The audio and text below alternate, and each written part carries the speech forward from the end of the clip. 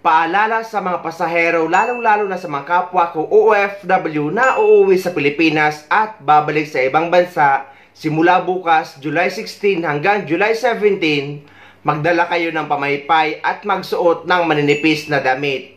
Dahil isa-shutdown ang cooling system sa NAIA sa gagawin nilang upgrade.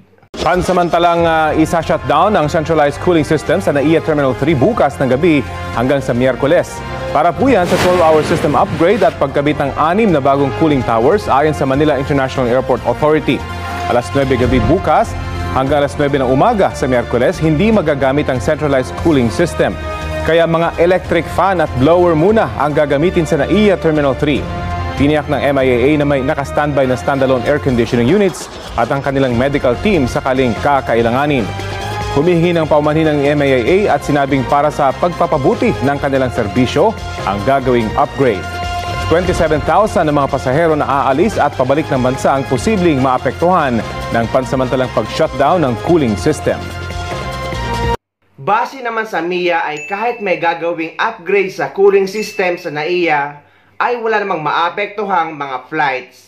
Samantala naman, tiniyak ngayon ng Manila International Airport Authority o MIA na tuloy-tuloy pa rin ang operasyon sa Ninoy Aquino International Airport Terminal 3. Ito yung sa kabila na nakatakdang pag-shutdown sa centralized cooling system ng paliparan simula alas 9 ng gabi bukas July 16 hanggang alas 9 ng umaga ng July 17 para sa sagawang upgrade. Ayon kay Atty. Chris Bendijo, Head Executive Assistant ng MIA, walang epekto sa mga flights ang gagawing pagpatay sa Central Air Conditioning Unit ng paliparan sa loob ng 12 oras. Pero asahan lang anya ng tinatayang 37,000 mga paserong maapektuhan ang counting elevated temperature sa loob ng Terminal 3. Habang naka-shutdown po ito, patuloy naman pong tatakbo yung mga stand-alone aircons po natin, no? At magde-deploy din po tayo ng additional na Iwata fan dahil na-anticipate po natin baka po hindi niya ma-achieve yung acceptable na temperature, no, na 23 degrees or lower. Kung kaya kami po ay nagbibigay ng abiso sa ating mga mananakay na mag-expect po tayo ng konting elevated temperature dahil yung ating po pinaka-primary cooling system ay ito-turn off po muna natin at nang sa ganun ay maikabit na natin itong 6 na bagong cooling tower, sir. Dagdag pa ni Bendijo na posibleng maiklian din ang oras ng pag-upgrade at mapaaga ang pagpapagana sa bagong cooling towers. This is verified with our engineering this morning. May pagkakataon naman pong ito ay maiklian pa, no? Lalo na kapag talagang okay naman ang ating trabahong ginawa. At ayon naman sa update ng ating engineering this morning, baka naman po maximize na po yung 12 hours na yon.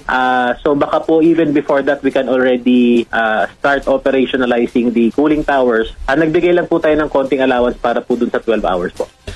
Kaya guys, kung babiyahe kayo bukas, July 16 hanggang 17, ay magdala kayo ng pamaypay. Lalo na't kapag mag-check-in kayo at pipila sa immigration, ay talagang bibilang kayo ng oras lalo na sa mga pabalik sa ibang bansa.